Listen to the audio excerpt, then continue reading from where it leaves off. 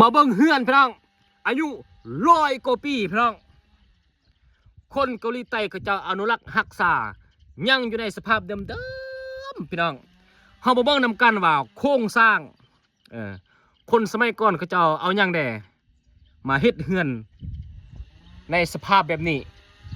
ส่วนประกอบของมันมีอีหยังแดเฮามาเบิ่งนำกันเลยพี่น้องนี่เห็นบ่พี่น้องเขาเจ้าก็สิมุงยาฆ่าพี่น้องมันบ่คือยาฆ่าบ้านเฮาเด้อพี่น้องเด้อป้าความหนาพี่น้องเห็นบ่ป้าทั่วบ่ซองกาดพุ่นน่ะพี่น้องนี่เขาเจ้าก็จะเอาไม้แปกเฮ็ดพี่น้องเห็นบ่นี่เห็นบ่นี่พี่น้อง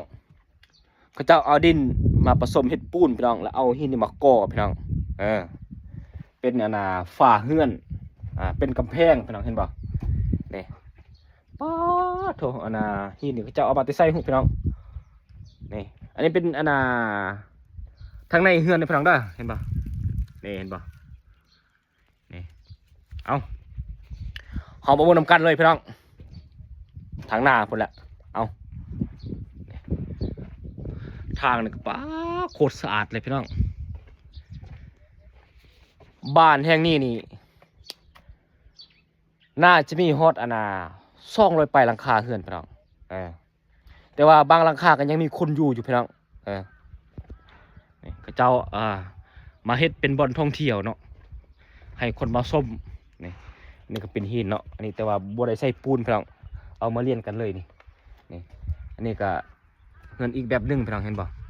บ่ได้มุงยาฆ่าพี่น้องเห็นบ่ทางในพี่น้องนี่โคตรสะอาดเลยพี่น้องนี่เอานี่ความลายพี่น้อง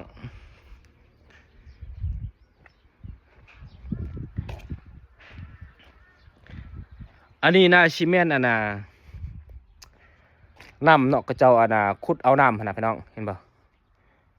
ต่อน้ำเข้าไปสู่แต่ละเฮือนนี่เอาพี่น้องนี่พี่น้องอันนี้เป็นประตูเข้าเฮือนบอกเลยว่าโอ้โคตรงามเลยพี่น้องขนาดว่าอายุ100 กว่าปียังอยู่ในสภาพเดิมๆพี่น้องเห็นบ่นี่พี่น้องยังมีคนเห็นบ่คนเห็นบ่นี่พี่น้องโอ้อันนี้เป็นห้องน้ำพี่น้องห้องน้ำพี่น้องป้ากระเจ้าอันยาคานี่มุ้งนี่ความหน้าพี่น้องมุจักสวาเลยพี่น้องเห็นบ่โอ้ความหน้าพี่น้อง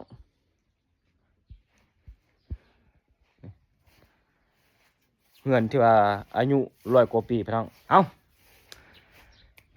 อย่าลืมกดติดตามเป็นกำลังใจให้กับปานกาซีอินดีเด้อบ๊ายบายหมดทุกคนอย่าลืมกดแชร์กดติดตามเด้อบ๊ายบายพี่น้อง